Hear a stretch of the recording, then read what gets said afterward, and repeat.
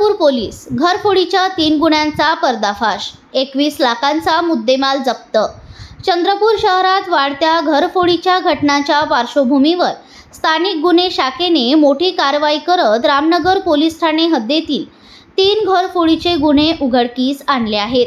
माननीय पोलीस अधीक्षक श्री मुमक्का सुदर्शन यांच्या आदेशानुसार 14 फेब्रुवारी 2026 रोजी शहरात पेट्रोलिंग व संशयितांची तपासणी सुरू असताना गोपनीय माहिती मिळाली।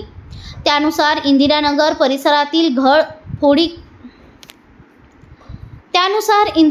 परिसरात घरफोडी करणारा आरोपी सरफरोज सगीर शाह वय 25 वर्ष, राहणार आमटे लेआउट, रयतवारी कॉलनी, चंद्रपूर याचा शोध घेण्यात आला।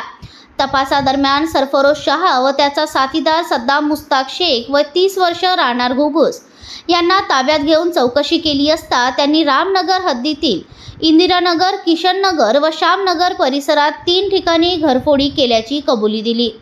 पोलिसांनी आरोपींकडून सुमारे 21,19,000 रुपयांचा मुद्देमाल जप्त केला आहे। सदर कारवाई अप्पर पोलीस अधीक्षक ईश्वर कातकळे यांच्या मार्गदर्शनाखाली पोलीस निरीक्षक अमोल काचोरे व त्यांच्या पथकाने यशस्वीरित्या पार पाडली। पुढील तपास रामनगर पोलीस ठाणे करीत आहे।